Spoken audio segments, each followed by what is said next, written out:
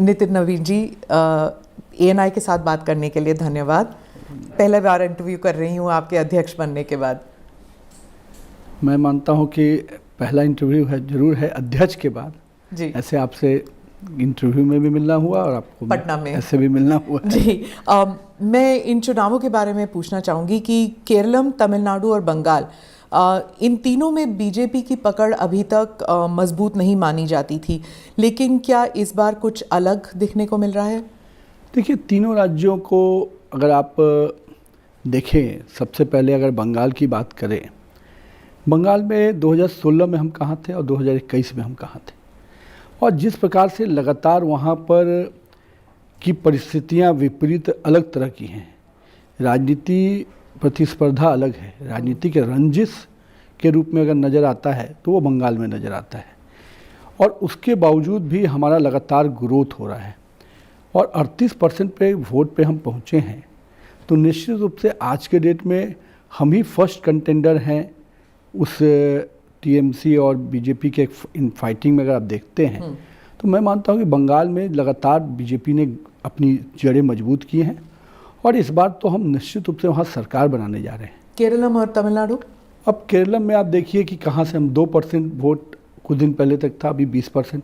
अभी हमने local body चुनाव में जिस प्रकार से मेयर, तिरुवनंतपुरम जैसे बड़े सेंटर पे हमारा बनना, और कहीं ना कहीं इस बार जो चुनाव है, मैं मानता हूँ कि बीजेपी के जो बहुत लंबे समय तक LDF UDF की मैच फिक्सिंग गेम चलती थी, उससे इस बार केरलम की जनता बाहर आना चाहती है। आप किसकी वोट काटेंगे केरलम में? हम तो मानते हैं कि हम अपना वोट बैंक बढ़ा रहे हैं, और मैं मानता हूं कि जनता के सामने जो विकल्प नहीं था, आज सामने से भाजपा के रूप में एक विकल्प दिख रहा है। मैं कई रोड शो और बाकी कार्यक्रमों में गया, जिस प्रकार से पल्स है, डेफिनेटली भाजपा अब सामने से नज़र आ रही है। तो राहुल गांधी कहते हैं कि आपकी और LDF की एक दूसरे के साथ एक सेटिंग हो गई है। राहुल गांधी जी का जो ज्ञान का अध्ययन है इतना कमज़ोर है। अगर आप देखिए कि इसी LDF और UDF का कम्बिनेशन देश भर में बंगाल में चुनाव लड़े, पिछला चुनाव 7 में 10 वर्षों तक दिल्ली में सरकार चलाए, उन्हीं के समय की सरकार थी। बगल के तमिलनाडु में अलायंस में रहते हैं। तो मेरा ये मानना है कि ये बातें किसको बता रहे हैं? केरलम की जनता जानती है कि जो मैच फिक्सिंग गेम आप खेलते हैं, भाजपा तो खुलकर LDF और UDF एक कम्युनिस्टों की जो पद्धति रही है, हमने त्रिपुरा में उनको समाप्त किया, बंगाल में समाप्त किया, और आने वाले समय में इनको पूरी तरह से समाप्त भी करेंगे, और कांग्रेस मुक्त भारत तो हमारा सपना है। तो वो रेवंत रेड्डी ने कहा कि पिनरई विजयन के लिए तो मोदी जी गॉडफादर है, उन्होंने कहा। देखिए, बोल तो ये मैच फिक्सिंग गेम है, वो बीजेपी से क्लोज दिखाने की बात करके अपनी राजनीति रोटी सेक रहे हैं, लेकिन वहाँ की जनता को प्रति सबरीमाला इशू भाजपा ने दोनों को कटघरे में खड़ा किया। बाहर में वही सबरीमाला के इशू को लेकर कहीं भी मुखर नजर आते हैं क्या राहुल गांधी? वहाँ जाते हैं तो सबरीमाला याद आता है, हिंदू याद आता है, और जैसे उसके बाहर निकलते हैं तो स्टेलिन के राज में तो हिम्मत नहीं है। तो कहीं ना कहीं ये जो खेल है जनता समझती है। अब तो सोशल मीडिया और इलेक्ट्रॉनिक दुनिया इतनी तेज है कि आप केरल में क्या बोलेंगे और तमिलनाडु में अलग बोलेंगे, ये नहीं चलता है। और असम में क्या होने वाला है? पुराने प्रदर्शन को बेटर करेंगे या फिर एक एंटी इनकम्बेंसी दिखती है आपको? क्या हो रहा है वहाँ? मैं तो असम के कई कार्यक्रमों में गया हूँ जी। लोगों का जो रिस्पॉन्स है, वो पिछले परफॉर्मेंस को तो हम बेटर करेंगे, और कांग्रेस को जितना और कड़ा हार वहाँ देखने को मिलेगा। बड़े पैमाने पर कोशिश किए थे कि अलायंस कराएंगे, कुछ नई नैरेटिव बनाएंगे, लेकिन कुछ नहीं चला, और पूरी तरह से कांग्रेस और हताशा और निराशा में वहाँ आपको नजर आएगी। बहुत ही पर्सनल अटैक्स चल रहे हैं वहाँ पर। क्या ये एक डेमोक्रेसी के लिए सही है? देखिए, मैं मानता हूँ कि जब नेशनल इंटरेस्ट की बात हो तो निश्चित रूप से उठाना चाहिए, लेकिन जहाँ पर खेल अभी जो खेला जा रहा है, जिस प्रकार के बयान दिए जा रहे हैं, आज तो पूरी तरह से हमारे प्रेस कॉन्फ्रेंस हमारी तरफ से स्पष्ट रूप से कि जिस प्रकार से नाम के शब्दों को कैसे खेल करके पासपोर्ट का जो खेल खेला है, वो तो आने वाले समय में स्पष्ट रूप से हो जाएगा। और मेरा ये मानना है कि राजनीति में किसी भी हाल में शब्दों की मर्यादा होनी चाहिए, लेकिन जब नेशनल इंटरेस्ट की बात आती है तो उसको सामने रखना भी हमारा कर्तव्य है। शब्दों की मर्यादा के बारे में आप कह रहे हैं, तो मैं ये ज़रूर पूछूंगी कि मल्लिकार्जुन खड़गे ने कहा कि अगर आप नमाज पढ़ रहे हैं, कुरान में लिखा है, उन्होंने कहा कि अगर आप नमाज पढ़ रहे हैं और कोई जहरीला सांप आ जाए तो आप नमाज को रोक के जहरीले सांप को आपको मार देना चाहिए, और बीजेपी और आरएसएस जो है वो जहरीला सांप है। अब हम सोच सकते हैं कि 2 दिन पहले का उनका बयान और आज का बयान, मतलब कल का ही बयान, जो 2 दिन लगातार जो उनके बयान आ रहे हैं, पूरी तरह से सांप्रदायिक रूप से लोगों को उकसाने का काम करना। और दूसरी बात, कितनी मतलब ओछी सोच है कि लोगों को इस प्रकार से आक्रोशित करना, और जिस प्रकार का बयान राष्ट्रीय अध्यक्ष के रूप में दे रहे हैं, मुझे लगता है कि राहुल गांधी जी इतनी उनको समझाते हैं, वो जाकर वहाँ पर कुछ शब्द का और अलग उपयोग करते हैं। चूँकि कांग्रेस की प्रथा रही है, ऐसे ऐसे शब्दों का प्रयोग करते हैं जिससे कि समाज में विभक्त रूप नजर आए। लेकिन मेरा ये मानना है, कांग्रेस ने जब जब ऐसे शब्दों का प्रयोग किया है, जनता ने हमको जीत का माला पहनाया है। तो आप कह रहे हैं कि चेला गुरु को सिखा रहा है। अब चेला गुरु जो आप समझ सकते हैं, जिसके रिमोट से चलने वाला व्यक्ति कौन चेला है कौन गुरु, राहुल और सोनिया गांधी जी और उनका जो परिवार है, कुनबा है, ये कुनबा किसी भी व्यक्ति को रिमोट से चलाता है, सिस्टम से। उनको उतना ही बोलना होता है। खड़गे जी बेचारे सज्जन व्यक्ति हैं, कम से कम इस तरह के मर्यादा के शब्दों का प्रयोग नहीं करते थे, तो गांधी परिवार का शब्द था, अब खड़गे जी के मुंह में से डाल के बुलवाया जा रहा है। खड़गे जी केरलम में कह रहे हैं कि यहाँ पर जो हैं वो शिक्षित और समझदार लोग रहते हैं और गुमराह नहीं कर सकती बीजेपी ऐसे लोगों को। उन्होंने ये भी कहा कि गुजरात नहीं है ये, तो आप ऐसे बयानों को कैसे देखते हैं, क्योंकि क्या इससे क्षेत्रीयकरण नहीं बढ़ता? मैं ये मानता हूँ कि गुजरात की उन्होंने उदाहरण दिया, उसी गुजरात से सरदार पटेल और महात्मा गांधी भी आए, और उसी गुजरात के व्यक्तित्व को आज देश ने इतना आशीर्वाद दिया है कि देश के प्रधानमंत्री नरेंद्र मोदी जी आज पूरे देश को आगे लेके चल रहे हैं विकास के मायने पे, कई पैमाने पे। मैं ये मानता हूँ कि ये उनकी नाकामी जहाँ उनको दिखती है वहाँ नासमझी समझ में आती है, वहाँ अज्ञानता नजर आती है। जहाँ उनको सफलता मिलती है वहाँ ज्ञानी व्यक्ति आ जाते हैं। तो ये उनकी नासमझी है। जनता तो देख रही है कि जहाँ जहाँ वो हारते हैं तो कभी ईवीएम को दोष देते हैं, कभी जनता को दोष है। थोड़ा दोष अपने माथे पर रखते तो कुछ नया सीख के आते। अध्यक्ष जी, ये जो क्षेत्रीयकरण है इन चुनावों में बहुत कुछ देखने को मिला है, क्योंकि बंगाल में भी यही कहा जाता था कि कहा जाता है कि अमित शाह जी और मोदी जी जो हैं वो बाहरी हैं, और ये भी कहा गया कि अमित शाह जी अगर आ रहे हैं बंगाल में तो शाकाहारी भोजन तो मिलेगा नहीं, तो वो नॉनवेज खाना चाहिए उन्हें, ऐसे भी कहा जाता है। देखिए, भारतीय जनता पार्टी शुरू से एक पॉलिसी पे काम की कि हम राष्ट्र प्रथम की बात करते हैं, लेकिन ये जो क्षेत्रीयवाद करने का पर्पस ही यही होता है कि भाजपा की राष्ट्रवाद को कमज़ोर करने का। लेकिन ये राष्ट्रवाद के अंदर ही क्षेत्र है, उनके लिए दिक्कत है कि वो क्षेत्र के अंदर राष्ट्र नहीं देख पाते हैं। और मेरा ये मानना है कि ये खेल एक आध बार चलता है। आज देश के कई राज्यों में जो इस तरह की चीजें पनपी, आज भाजपा के प्रति समर्थन और हमको विश्वास फिर से मिला। और मैं मानता हूँ कि बंगाल इस बार पूरी तरह से बंगाल को ही बचाने की लड़ाई है, और बंगाल के लोग इस बार लड़ाई लड़ रहे हैं। और कोई प्रधानमंत्री जिस राज्य से समर्थन मिलता है तब वो प्रधानमंत्री बनते हैं, और गृह मंत्री किसी राज्य का व्यक्ति नहीं होता, पूरे राष्ट्र का होता है। ये समझदारी अगर हमारे क्षेत्रीय दलों को नहीं आती, और ममता तो शुरू से यही बंगाल के सेंटिमेंट को खेल कर राजनीति करना चाहिए। आज जिस मुद्दे से उनको सत्ता मिली, न वहाँ रोजगार है, भ्रष्टाचार चरम पर है, अराजकता का बोलबाला है, लोकल गुंडागर्दी जो अपने आप में किसी भी राज्य में उतने तूती नहीं बोलता हो जितना टीएमसी के गुंडे अड्डा की राजनीति कर रहे हैं। तो कहीं ना कहीं आम जनमानस से जो वसूली है वो देश में किसी भी राज्य में नहीं हो जितना बंगाल में। वो तो कहते हैं कि आप एसआईआर के नाम पर आप ध्रुवीकरण की राजनीति कर रहे हैं, मुसलमानों का नाम काट रहे हैं, आप हिंदू मुसलमान बंगाल में लेके आए हैं। देखिए, बांग्लादेशी को आप बुला के रखिएगा तो निश्चित रूप से हम तो उस पर उठाएंगे, लेकिन जहाँ तक एसआईआर की बात है, एसआईआर में तो हिंदू का भी नाम कटा है। लेकिन जो बांग्लादेशी, जो मुसलमान बांग्लादेश से आकर यहाँ पर अपना नागरिकता लेने का प्रयास करेगा या उस प्रकार से खेल खेलेगा तो निश्चित रूप से उस पर कार्रवाई हो रही है। आने वाले समय में और कड़ी कार्रवाई होगी। हम तो स्पष्ट कहते हैं, ममता दीदी आप निश्चिंत रहिए, बंगाल की जनता की चिंता अब हम करने वाले हैं। आपने तो केवल बांग्लादेशियों की चिंता की। तो एसआईआर की जो प्रक्रिया है, चाहे आपकी सरकार बने या ना बने, वो प्रक्रिया चलती रहेगी।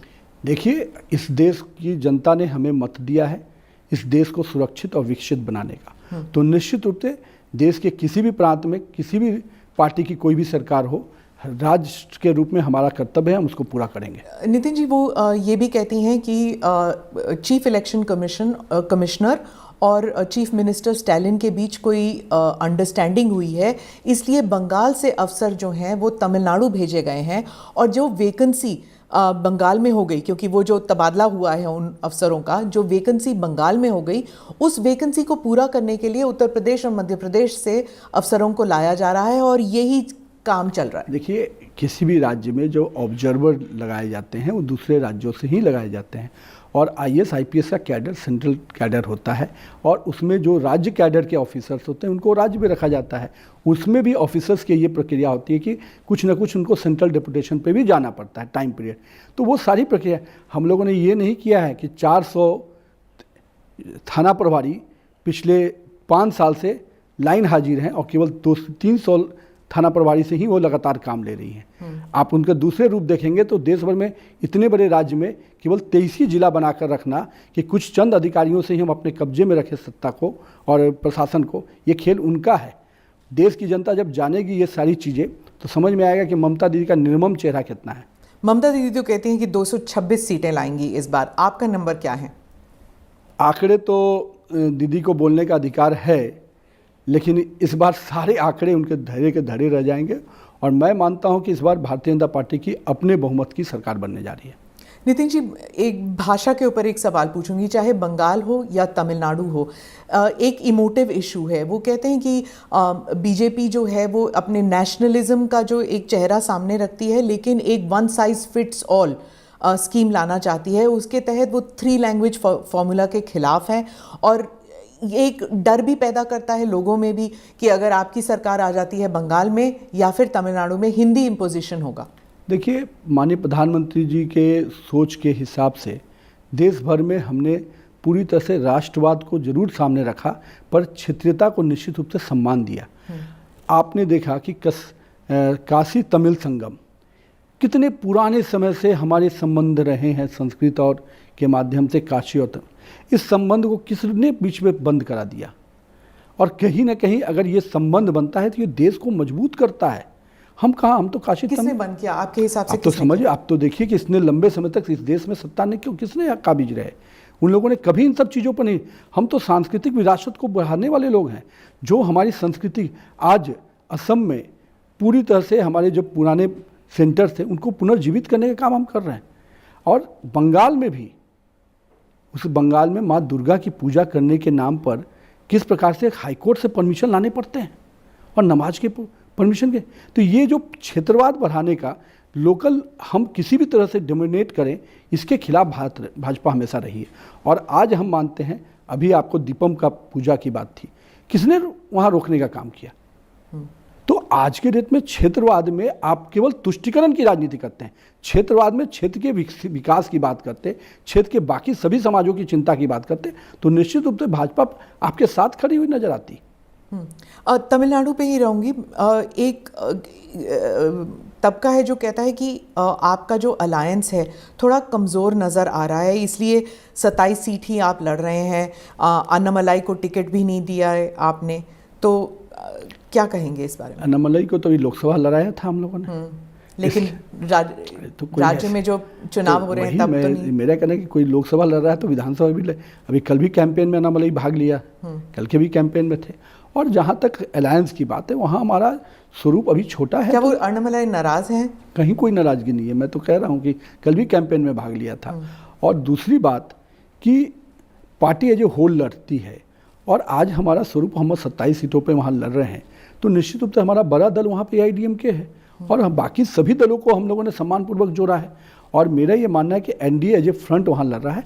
और इस बार तमिलनाडु भी आपको आश्चर्यचकित करेगा। DMK का जो करप्शन है और जो तुष्टिकरण की राजनीति DMK ने की है वहाँ पर, निश्चित रूप से इस बार उसको करारा जवाब मिलने वाला है। आप देखिएगा कि NDA की सरकार तमिलनाडु में भी बनेगी। तमिलनाडु में आप कह रहे हैं कि परिवर्तन होने वाला है? निश्चित रूप से परिवर्तन के संकेत दिख रहे हैं। नितिन जी, जब आपकी पार्टी के दिग्गज नेता तमिलनाडु में कैंपेन करते हैं तो वो कहते हैं कि अगर हम एनडीए की सरकार बनेगी तो मेट्रो ले आएंगे हम। अब यही बात डीएमके कहती है कि ये एक किस्म का ब्लैकमेल है कि जब तक आप वोट नहीं देंगे एनडीए को तब तक सेंटर फंड्स नहीं रिलीज करेगी और डेवलपमेंट एजेंडा पूरा नहीं कर सकते। एक बार डीएमके के साथियों को मालूम होना चाहिए, देश भर में भारतीय पार्टी के सभी राज्यों में सरकार नहीं है। हम नॉर्थ ईस्ट में पहले विकास किए, बाद में हमारी सरकार बनी। केरल में हम मेट्रो के योजनाओं को लेके चले गए, उन्हीं के बगल में उनकी ही शागिर्द की सरकार है। हमने सरकार के आधार पर डेवलपमेंट नहीं देखा है। ये कांग्रेस की सोच की रहती थी कि जहाँ मेरे वोट हैं वहाँ मेरा विकास की योजना है। भारतीय जनता पार्टी और नरेंद्र मोदी की स्पष्ट लीडरशिप में बहुत स्पष्टता है कि हमको एक एक व्यक्ति के तक विकास की योजनाएं पहुंचानी है, भले ही वो व्यक्ति हमको वोट दे न दे। हमारे यहाँ जब लाभ की वेलफेयर स्कीम बनती है तो एक एक व्यक्ति का, चाहे जनधन खाता में आप देखिए बड़ी संख्या में मुस्लिम लोग हैं, हर राज्य के लोग हैं, लेकिन वो आपको वोट नहीं देते। हम इसीलिए तो वो, यही तो मैं आपकी बात कह रहा हूँ, हम वोट के आधार पर डेवलपमेंट की बात नहीं करते। डेवलपमेंट हमारे लिए होलिस्टिक अप्रोच है जिसमें देश के एक एक कोने का एक एक व्यक्ति को विकास की योजनाओं से जोड़ना हमारा ये संकल्प है। ये हमारा ये अप्रोच नहीं होता कि जहाँ से वोट नहीं मिलेगा वहाँ हम डेवलपमेंट नहीं करेंगे। जी, तमिलनाडु में अभिनेता विजय की जो पार्टी आई है उसे आप कैसे देखते हैं और क्या उनकी पार्टी का कोई प्रभाव पड़ने वाला है इस इलेक्शन में? किसके वोट काटेंगे वो? देखिए, मेरा ये मानना है कि पहली बार आजमाइश कर रहे हैं, मैं उनको शुभकामना दूंगा, लेकिन राजनीति में फुल टाइम राजनीति करना पड़ता है। आज ही आए, आज ही सब कुछ मिल जाएगा और कल फिर कहाँ जाएंगे तो समय बताएगा। मेरा ये मानना है कि अभी विजय जी के बारे में कुछ भी कहना बहुत जल्दीबाजी होगी, लेकिन ग्लैमर एक स्थान है जो मोबिलाइज भी करता है, लोगों को जोड़ता भी है, लेकिन उसमें स्थायित्व तब आता है जब वो उस पिच पे समय बिताता है। तो कितना समय बिता पाएंगे इस पर सब कुछ निर्भर करेगा। आपने प्रयत्न किया था अपनी अलायंस में लाने के लिए? देखिए, हम लोग क्यों प्रयत्न करेंगे, हमारा एआईडीएमके के साथ अलायंस है, हम उसके साथ ऑलरेडी अपने वर्किंग कम्बिनेशन में हैं। उनको आवश्यकता होती तो बात करते हैं, हमें तो उनके अभी से हमारा अपना अलायंस, हम अपना वर्किंग में है। नितिन जी, आप अध्यक्ष हैं इसलिए मैं पूछूंगी आपसे कि कोर स्ट्रेंथ क्या है आपकी पार्टी में, खासकर इन चुनावों को लेकर?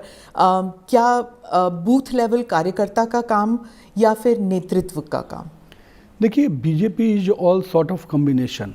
आज के डेट में आज हमारा बूथ, देश में 11 लाख करीब बूथ हैं, हर बूथ पे हमारा बूथ अध्यक्ष होना, BLA 2 होना, ये हमारी स्ट्रेंथ है। और निश्चित रूप से हमारे लीडरशिप का इम्पैक्ट है कि आज हमारे जहां हमारे नहीं भी संगठन का स्ट्रक्चर बढ़ा था, आज हमारे लीडरशिप की वर्किंग के कारण हर बूथ पे हमारा स्ट्रक्चर खड़ा हुआ है।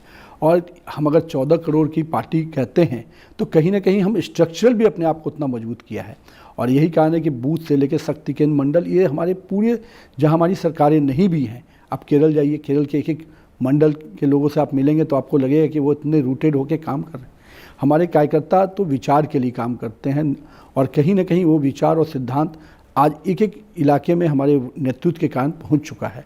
तो मैं मानता हूं कि दोनों का एक बहुत ही डेडली कम्बिनेशन है और जहां एक लीडरशिप जिससे लोगों की उम्मीद होती है, वहीं कैडर जिस चीज़ों को नीचे तक उतारता है, और दोनों का जोड़ी ही है जो आज भारतीय जनता पार्टी का ये स्वरूप आप देख रहे हैं। काडर की बात करें तो वेस्ट बंगाल में पिछली बारी काडर पर बहुत अटैक्स हुए थे और डर भी लगा था। काडर के लोग घर में छुप गए थे चुनावों के बाद, और इन चुनावों में डर रहे थे बाहर निकलने के लिए। इस बार क्या कुछ अलग दिख रहा है आपको? आप ये चीज़ को देखिए कि हमारे कैडर ने कितना सेक्रीफाइस किया है। मैं अभी केरल के कुछ परिवारों से मिला, करीब 68 परिवारों के साथ बैठना हुआ।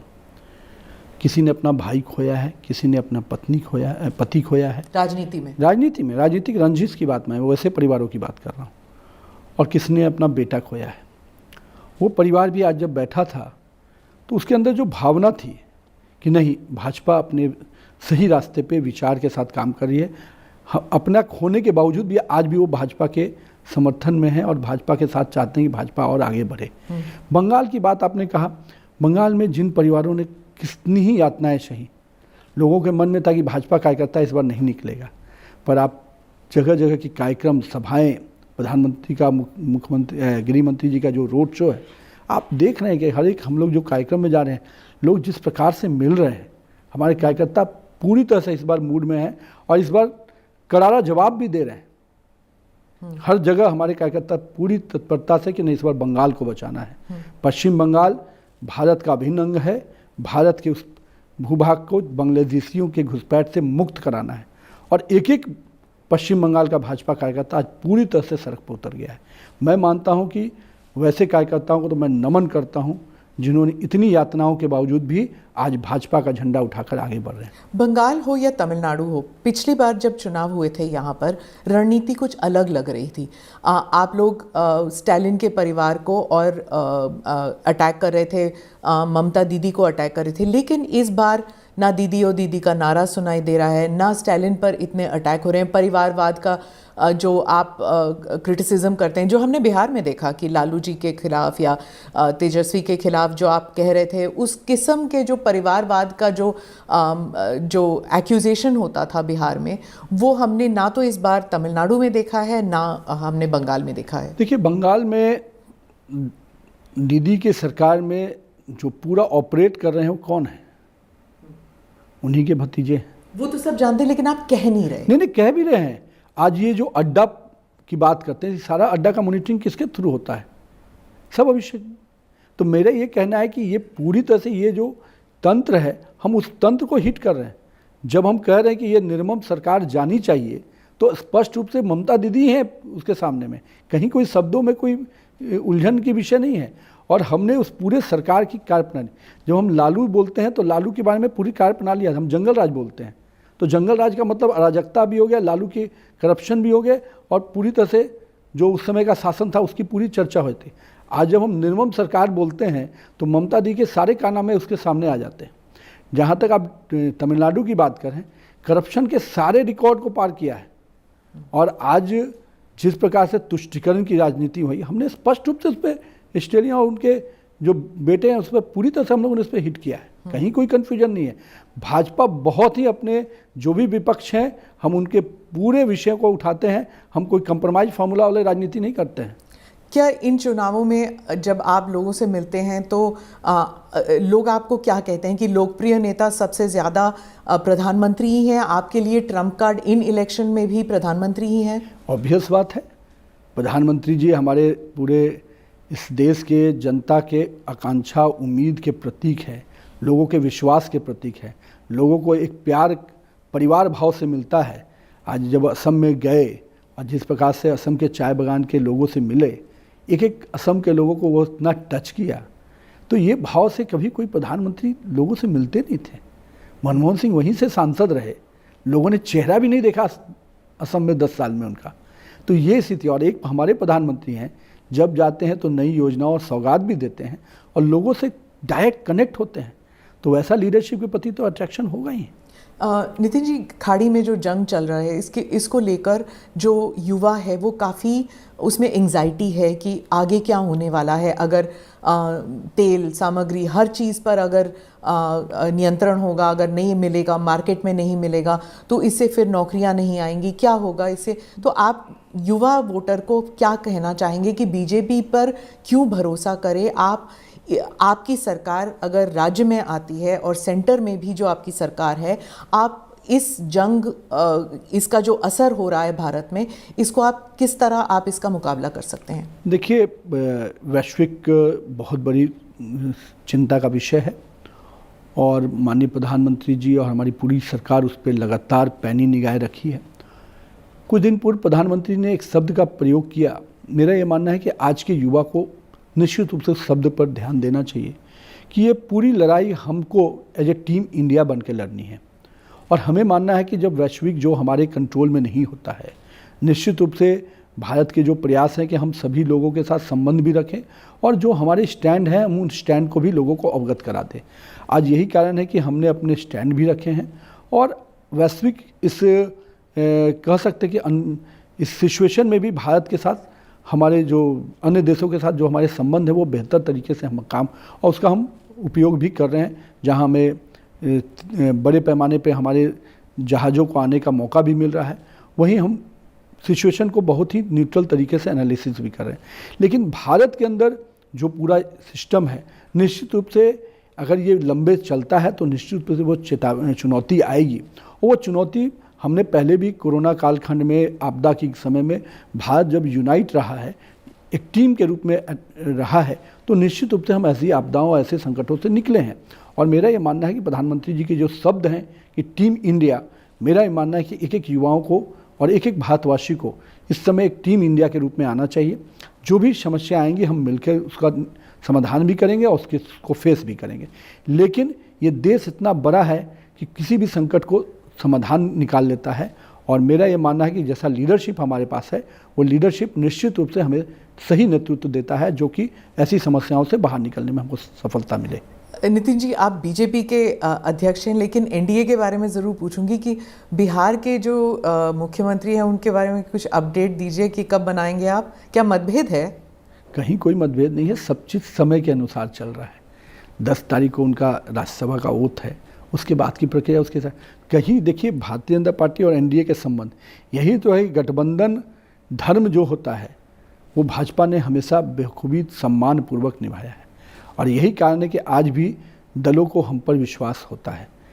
और यह आज जो पूरी प्रक्रिया है, पूरी चीज़ें चल रही हैं, सब माननीय नीतीश कुमार जी के नेतृत्व में जो चीज़ें तय हो रही हैं उसके हिसाब से तय हो रहा है। एनडीए के लिए सबसे बड़ा चैलेंजर कौन है, पॉलिटिकल चैलेंजर कौन है? मेरा मानना है कि चैलेंजर राहुल गांधी और सोनिया गांधी जी और कांग्रेस का कुनबा की सोच है। क्योंकि उनकी क्षमता ज़मीन पे कुछ नहीं है, पर जिस तुष्टीकरण, जिस प्रकार की शब्दों का प्रयोग, जिस प्रकार की मानसिकता, एक राष्ट्रीय पार्टी की जो मानसिकता होनी चाहिए, उस मानसिकता में जितनी गिरावट दिखती है, मेरा ये मानना है कि यही इस देश के लिए और इस पार्टी के लिए, क्योंकि इनकी मानसिकता का जो गिरावट है वो किस स्तर पर चले जाते हैं। राजनीति में भी एक स्तर तय होता है जो दो सत्ता और अपोजिशन का, उस स्तर को भी सोनिया गांधी और राहुल गांधी के जो ये कुनबा है उसने उस स्तर को उतार दिया है। तो मेरे लिए तो मानता हूँ कि अगर अपोजिशन की चुनौती कहिएगा तो अपोजिशन के ज़मीन पर कोई चुनौती नहीं है, लेकिन उनके शब्दों का, उनके कार्यप्रणाली का, उनकी गतिविधि का जो इस प्रकार का स्तर गिरा है, इससे जरूर चुनौती। अंत में मैं पूछूंगी कि जब आप पार्टी अध्यक्ष बने तो प्रधानमंत्री जी ने और अमित शाह जी ने क्या कहा मार्गदर्शन के रूप में, या फिर क्या आपको निर्देश मिला उस पर?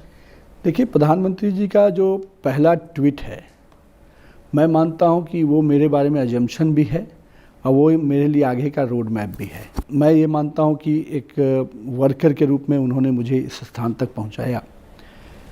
तो जो उनके एक्सपेक्टेशंस हैं वो पहले ही सबके सामने हैं। एक low profile working, organizational strength जो मेरा है उसको नीचे तक उतारना, और सबसे बड़ा है कि coordination among the government and the party smoothen रहना, और implementation of programs both government के सेक्टर से भी हमारे वर्कर्स के माध्यम से नीचे तक जाए, और ऑर्गेनाइजेशनल स्ट्रक्चर में भी जो कार्यक्रम हम लेते हैं उसका ज़मीन पे उस प्रकार का इम्पैक्ट बढ़े। ये सब चीज़ें मेरे वर्किंग का है। और मैं मानता हूँ कि जो निर्देशन हमारे नेतृत्वकर्ता का है, निश्चित रूप से वो हर समय चीज़ों को वॉच भी रखते हैं, चीज़ों को गाइड भी करते हैं। और मेरा ये, मैंने पहले भी कहा कि 20 साल मैं अपने पिताजी के छवि के वर्किंग के आधार पे और पार्टी के सीनियर नेताओं के मार्गदर्शन में काम किया। अब यहाँ से जो सफ़र है, निश्चित रूप से पार्टी की जो राष्ट्रीय अध्यक्ष होने के नाते एक बड़ी जवाबदेही है, लेकिन काम को मैंने तालाब में ही पहले छोटे स्वरूप में किया है, तो आज बड़े स्वरूप में अगर मिला है तो काम करने की पद्धति तो वही है, कार्यप्रणाली वही है, स्वरूप बड़ा है। तो निश्चित रूप से हमारे नेतृत्वकर्ता का जो मार्गदर्शन समय समय पर रहता है, एक अध्यक्ष के नाते भी हमको उनका सपोर्ट मिलता है, एक हमारे वरिष्ठ नेता के नाते एक मार्गदर्शन और गाइडेंस भी मिलता है। और मुझे लगता है कि एक अभिभावक के रूप में भी उन्होंने हमेशा एक संरक्षण के रूप में कि कहीं कोई चीज़ों को ध्यान रखना, एक जैसे पिता पुत्र का जो संबंध होता है वो भी संबंध दिखता है। एएनआई के साथ बात करने के लिए धन्यवाद नितिन जी।